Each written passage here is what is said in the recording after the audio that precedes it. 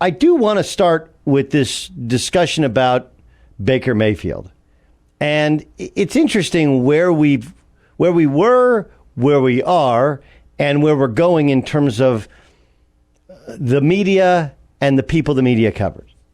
When I got into this business, I remember thinking,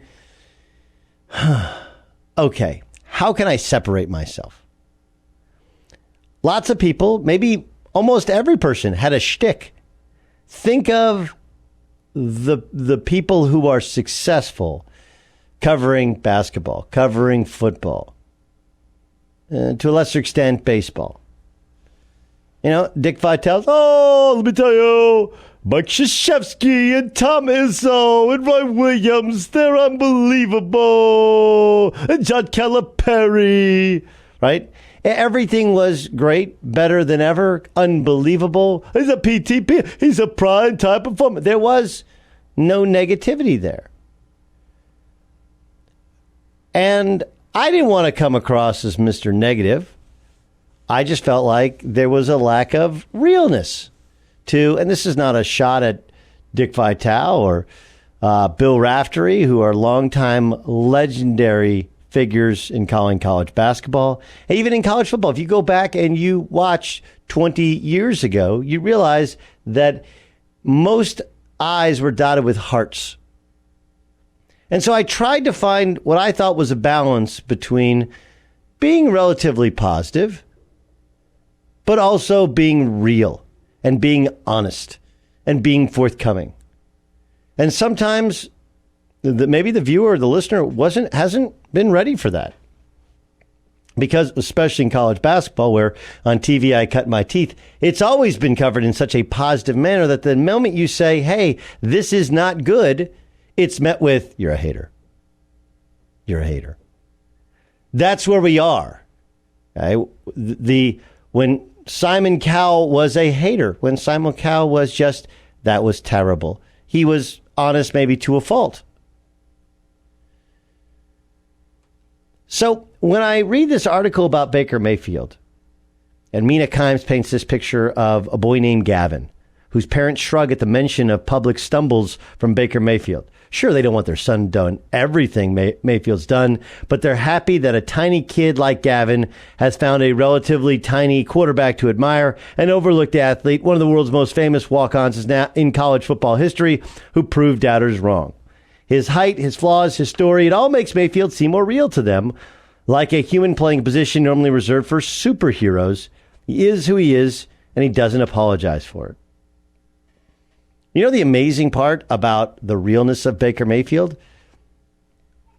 We actually cover Baker Mayfield as if he set the world on fire last year. We've actually, for the most part, the members of the media that I work with, a lot of them have backed down from the flaws of Baker Mayfield. We focus too much on, he was drunk off, at the University of Arkansas and got chased down by cops, instead of simple on-field production. Like we went from, as media members, not reporting the flaws, overlooking the flaws, to now, because he's a cult figure, saying how great it is, how real he is, and still not pointing out the flaws. It's okay for you to fall in love with Baker Mayfield because people have told him he's too small, he's not athletic enough. And yet, remember, he is small. He's not crazy athletic. And by the way, against the good teams that he played last year, the Ravens twice, the Chargers, the Steelers, the Texans, the Broncos, those are the good teams defensively. 10 touchdowns, 11 interception, 57% completion percentage. They were 2-4 in the year. And I believe all but one was after the coaching change.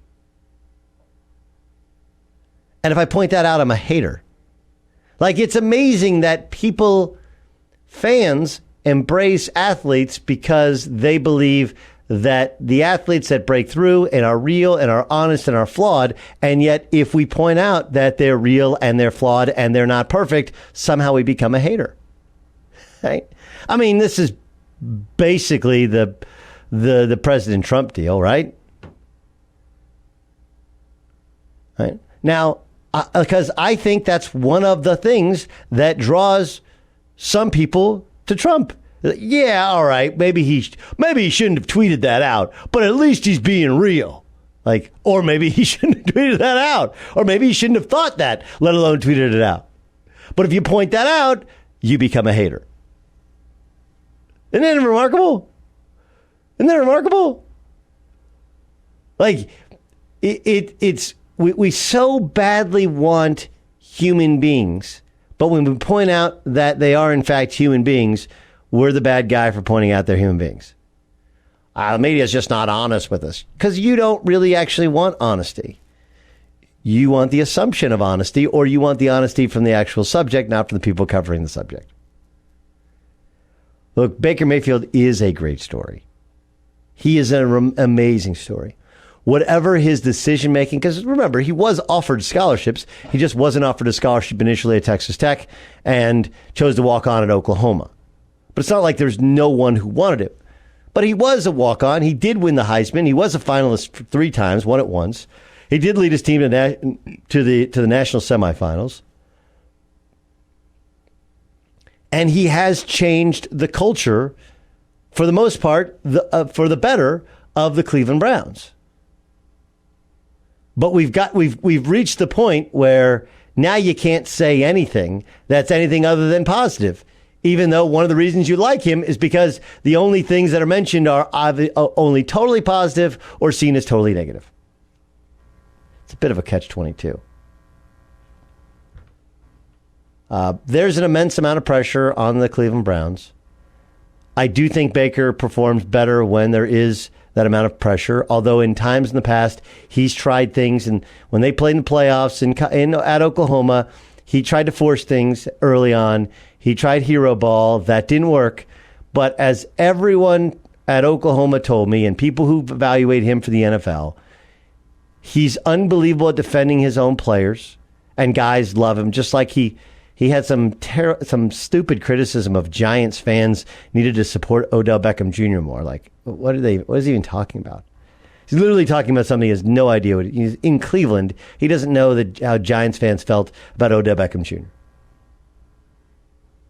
But it's all part of Baker's deal. You're either all with him or you're completely against him. And he uses that as his motivation. It's amazing what he's been able to accomplish being under 6 feet tall, not being a great athlete. But he is under 6 feet tall. He isn't a great athlete. And if not surrounded by great players, sometimes those flaws get made more pronounced. And that's not being a hater. That's, like Baker Mayfield himself, being real. Who knows more about lofty, almost ridiculous expectations in college and the NFL than our own Brady Quinn? You can hear him every Sunday on Fox Sports Radio alongside Jonas Knox at 8 Eastern, 5 o'clock Pacific. And of course, he'll be in studio every college Saturday on Fox covering college football. I'll get to college football in a second, Brady, but give me your sense of what changes from year one to year two for a guy like Baker Mayfield in a town like Cleveland where you've quarterbacked the Browns and there's now expectations that are raised around this Browns organization. Yeah, it's funny you phrase it in that way because my rookie year, I really didn't get to play until week 17, but our team went 10-6 that year. We didn't make the playoffs, but very similar situation in the expectations heading into 2008. We brought in Sean Rogers, we brought in Corey Williams, some really good defensive linemen. At that point in time, our offense was kind of clicking on all cylinders. So things were looking up in Cleveland. You could sense the optimism and the hype.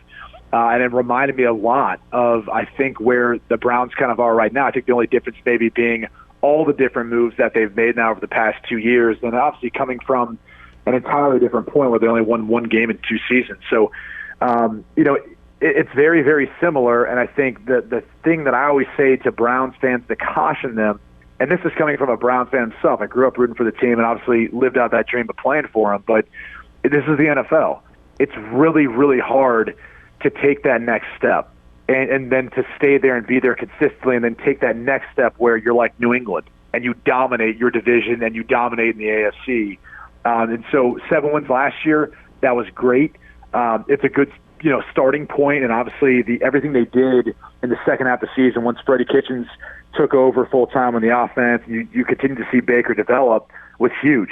But now can they continue that? How do they handle all the expectations with all the additional big egos and personalities in that locker room? And also the change. I mean, look, they're changing scheme defensively. How's Freddie Kitchens going to handle a lot of things that come up as a first-time head coach? I think the one thing they have going for them is they have one hell of a staff with Todd Monken as their OC, Mike Prefer is their special teams coach and all that. So they've got a lot of the right pieces from a coaching standpoint to help temper some of those personalities and all that.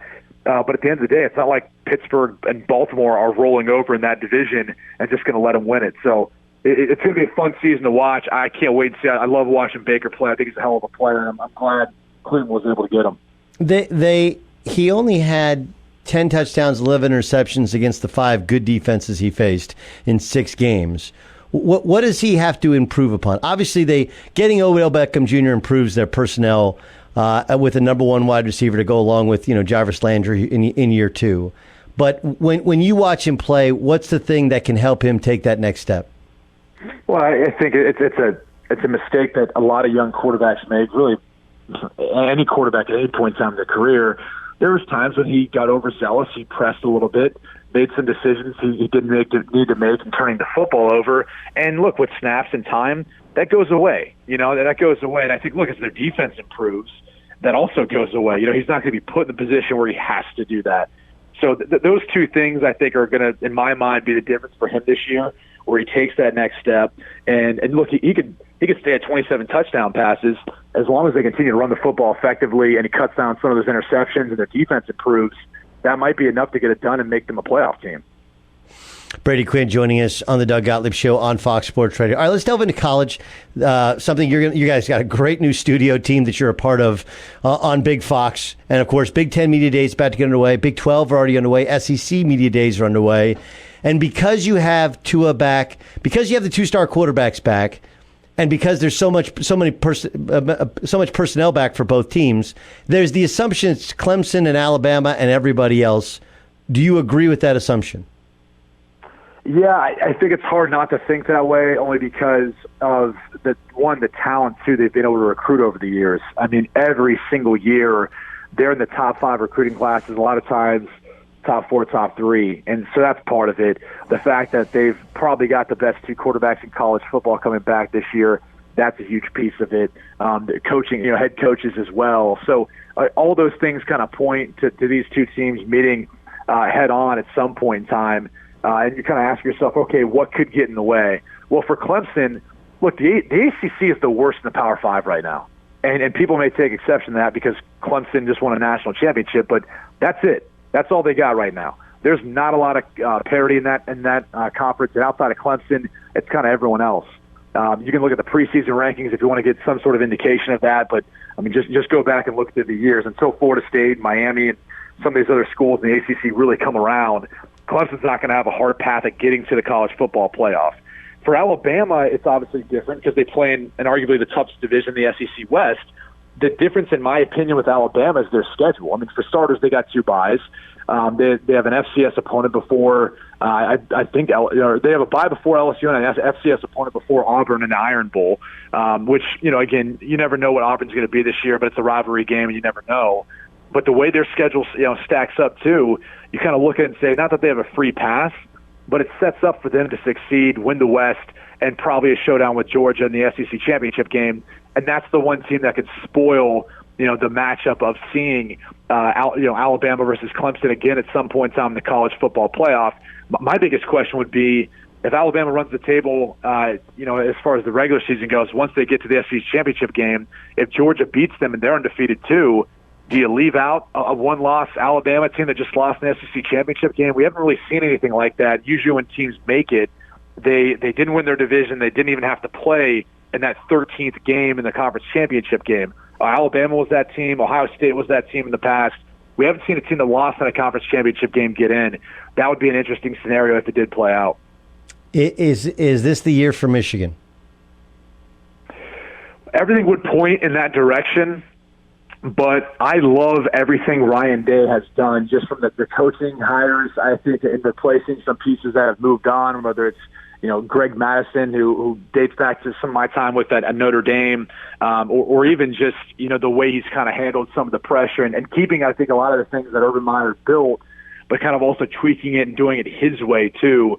I think the biggest question is Justin Fields going to be the 5-star recruit that Georgia thought he was going to be and that Ohio State hopes he's going to be?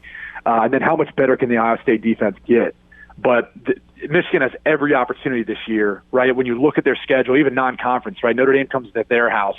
But they should have every opportunity this year to be able to win the Big Ten and kind of turn the tide and maybe take over a little bit with Shea Patterson coming back, Josh Gaddis now changing the offense to really fit more of his style, more of that up-tempo, more of that spread that I think we saw Shea Patterson show promise with during his time with Ole Miss.